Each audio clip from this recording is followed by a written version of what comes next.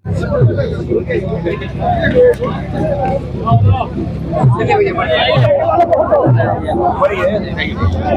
चलो पीछे हो जाइए। माइक पीछे दो।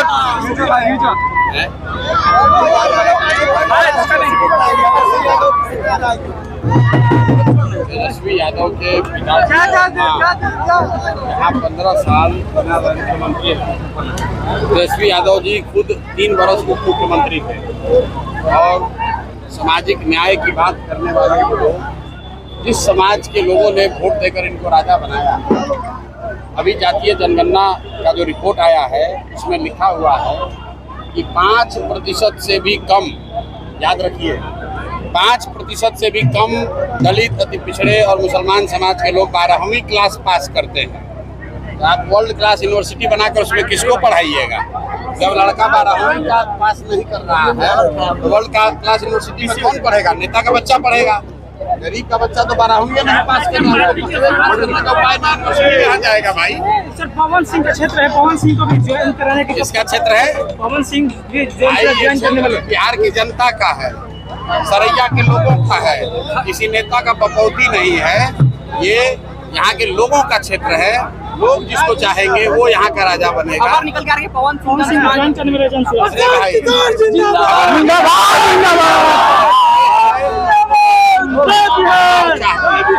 वो खबर आप सामने जो दिख रहा है वो चला नहीं रहे। खबर जो निकल के आ रहा है वो अब चला रहे हैं। खबर कुछ नहीं निकल के आ रहा है। खबर ये है कि बिहार में जनता बदलाव चाहती है, लालू नीतीश मोदी के राज से छुटकारा चाहती है, अपने बच्चों के लिए शिक्षा और रोजगार चाहती है।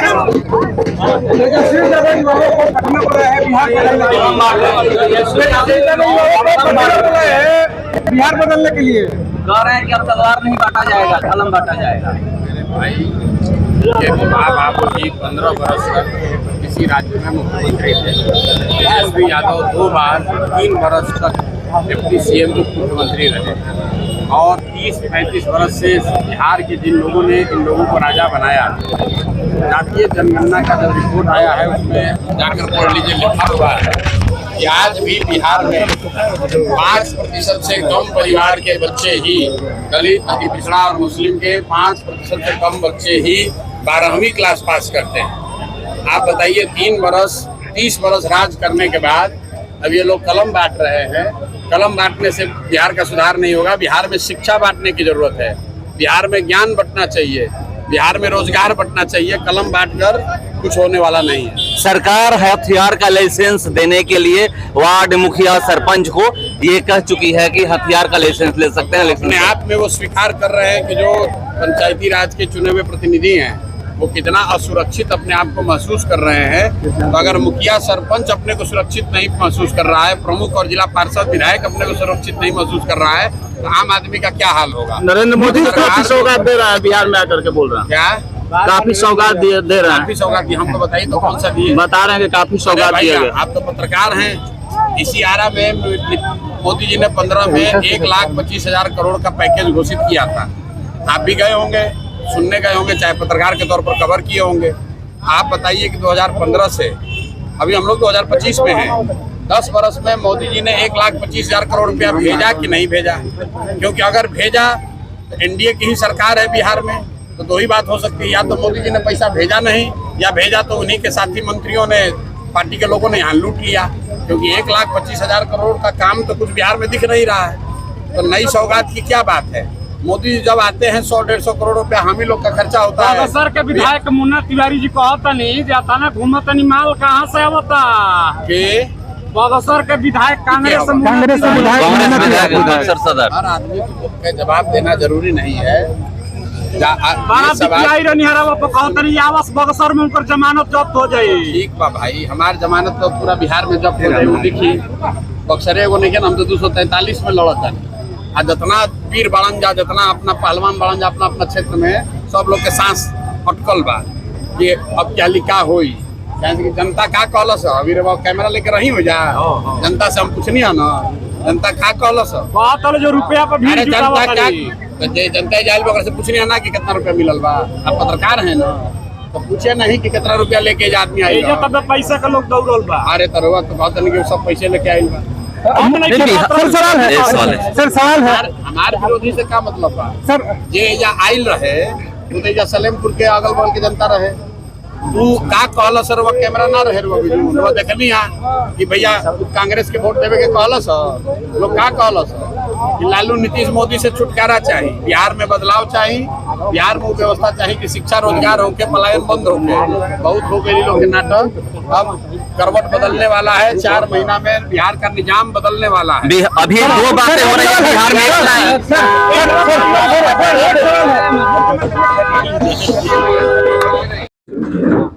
आरा विधानसभा के प्रतिनिधि के तौर पे आपको देखा जा रहा है, आरा की जनता से क्या अपील?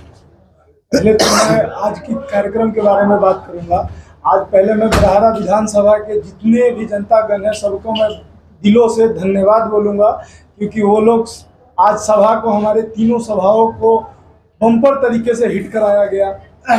रही बात आरा की, तो आप देख रहे हैं कि आरा में हम लोग गली सड़क जितने भी हैं उनका क्या हाल है आज के दिन। आप देख रहे हैं कि पूरा आरा बदबू मार रहा है, नगर निगम नरक निगम भरा हुआ है। और जन सुराज घर घर जाके लोगों को अपने पार्टी के बारे में हम लोग बता रहे हैं, सही लोग, सही सोच, सामूहिक प्रयास के बारे में, क्योंकि जब तक सही लोग नहीं आएंगे तब तक पार्टी मजबूत नहीं हो पाएगी। और आप देख रहे हैं कि कितने हमारी सभाओं में महिलाएं, पुरुष, बच्चे, बुजुर्ग भर भर के आ रहे हैं। आज की किसी भी सभा में 10,000 से कम की भीड़ नहीं थी हमारी। एक लगभग लोगों का मानना है कि सारी सभाओं में महिलाएं इतनी नहीं जा रही जितनी कि जनसुराज के कार्यक्रम में जा रही है। आप लोगों ने ऐसा जादू क्या कर दिया है? देखिए, महिलाएं जो हैं वो जननी होती हैं, ठीक है। महिलाओं को पता है, महिलाएं अपने बच्चों को, अपने पतियों को, अपने बेटों को यहाँ से बाहर भेज रही है, तो सबसे ज्यादा तकलीफ उन्हीं को हो रहा है। घर में कोई देखने वाला नहीं है। पलायन का मुद्दा जो हम लोगों ने उठाया है वो इतना बड़ा मुद्दा है कि आज बिहारी एक गाली बन के रह गया है। पलायन, मोदी जी आ रहे हैं, यहाँ बात कर रहे हैं कि हम लोग यहाँ से आज ट्रेन दे रहे हैं, पटना से खुलेगी और जाएगी गुजरात, सूरत के लिए जाएगी। तो लोग इससे त्रस्त हैं, और महिलाएं सबसे ज़्यादा त्रस्त हैं, क्योंकि उनको अपने बच्चों से, अपने पतियों से, अपने बेटों से दूर रहना पड़ रहा है, शिक्षा पे, काम पे, सबको लेके। तो इसलिए महिलाएं हमारी सभाओं में बहुत ज़्यादा से ज़्यादा। नरेंद्र मोदी जी तो कह रहे हैं कि काफी हम सौगात देकर के बिहार में आ रहे हैं, मतलब आए थे तो भी बोले थे कि बिहार में काफी। आपको याद होगा, इससे पहले भी नरेंद्र मोदी आए थे और उन्होंने आरा के ही धरती से अनाउंस किया था 50,000 करोड़, 60,000, कितना चाहिए, 1,20,000 करोड़ उन्होंने अनाउंस कर दिया। तो वो पैसे कहाँ गए? बिहार के विकास कहाँ दिख रहा है आपको? कहाँ पे है वो पैसे? मोदी जी से ये पूछने वाली बात है कि मोदी जी वो पैसे कहाँ गए? मोदी जी यहाँ के बच्चों को मजदूर बनाने के लिए ट्रेन दे रहे हैं। इसीलिए हम लोग का अभी सिंबल है, आप लोगों ने देखा होगा, बस्ता, स्कूल का बस्ता हम लोग का सिंबल है। जो हमारे बच्चों को, जो हमारे गार्जियन लोगों को पीठ पे बोझा ढोआ रहा है, अब हम लोग वहाँ से चेंजिंग का नया अध्याय लिखेंगे वहाँ से बच्चों को, क्योंकि जब तक शिक्षा पे काम नहीं होगा तब तक बिहार नहीं सुधर पाएगा। आप देख रहे हैं कि स्कूल में खिचड़ी और यूनिवर्सिटी में डिग्री फ्री में बंट रही है।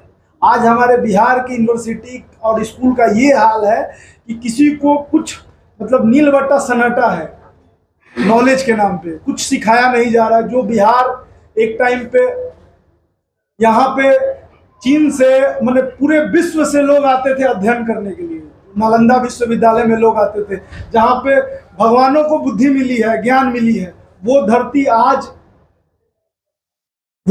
आज ऐसे हो गई है कि जहाँ पे यहाँ के बच्चे त्रस्त होकर बाहर जा रहे हैं काम करने के लिए। जदयू के खेमे से ये मतलब कहा जा रहा है कि 2025 225 अब फिर से नीतीश। देखिए, जैसे हमारे नीतीश चाचा का मानसिक संतुलन खराब हो गया है, वैसे जदयू वाले जितने भी लोग हैं, जितने नेता हैं, उनका मानसिक संतुलन खराब हो चुका है और कोई है नहीं यहाँ पे। इस बार जनता की सरकार बनने जा रही है, इस बार जन सुराज की सरकार बनने जा रही है, क्योंकि हम लोग शिक्षा के, अभी आपने देखा होगा, हम लोग 2,000 रुपए की जो मांग को लेके आज 4-3 सालों से हम लोग लगे हुए थे। हम लोग को सुन के सारी पार्टियों ने, किसी ने माई बहन योजना शुरू किया 2500।